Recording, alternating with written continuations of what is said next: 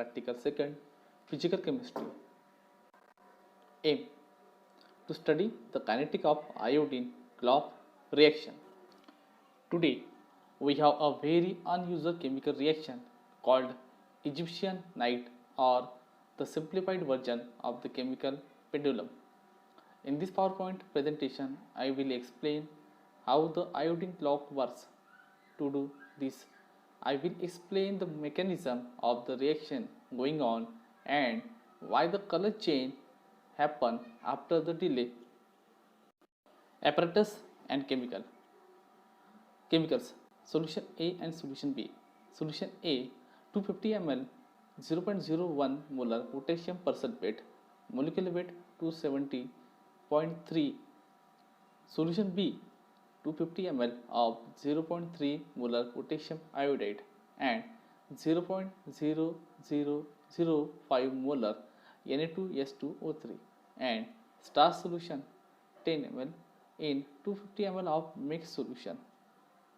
Apparatus: thermostat or water bath, white glaze tiles 2 beaker 100 ml, 2 measuring flask 250 ml, 2 pipette 25 ml, and thermometer, and lastly stopwatch. Solution B is the nothing but it is the mixture of 250 ml of 0.3 molar potassium iodide and 0.005 molar of Na2S2O3 and starch solution. Apparatus: thermostat water bath, pipette 25 ml and 100 ml beaker. This is the potassium iodide.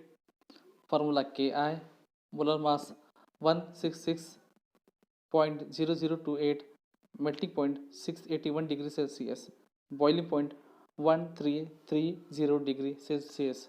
Solubility in water 100. Sodium thiosulfate. Sodium thiosulfate is an inorganic compound with the formula Na2S2O3. Typically, it is available as a white or the colorless pentahydrate form.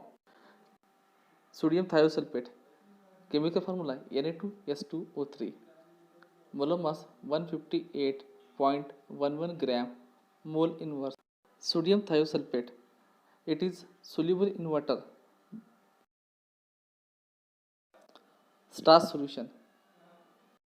Theory: the reaction involves the oxidation of iodide ions to iodine by persulfate ions. The reaction can be monitored by sodium thiosulfate solution, and starch solution can be used as an indicator to time the reaction. The iodine clock reaction is a classical chemical clock demonstration experiment to display chemical kinetic in action. The iodine clock reaction exists in several variations, which each involve iodine species, iodide ions, free iodine or iodate ions, and redox reagent.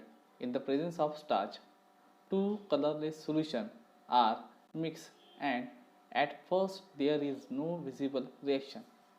After a short time delay, the liquid suddenly turns to a shade of dark blue due to the formation of triiodide starch complex. In some variation, the solution will be repeatedly cycled from colorless to blue and back to colorless until the reagents are depleted. Procedure: place both the solution in a bath of the water at constant temperature and swirl them from time to time for nearly 20 to 25 minutes till they attain the temperature of the bath. Check the temperature by means of a thermometer.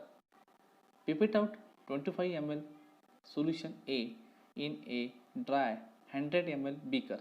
Rinse and drain a second 100 ml beaker with solution B and pipette out 25 ml of the solution into it.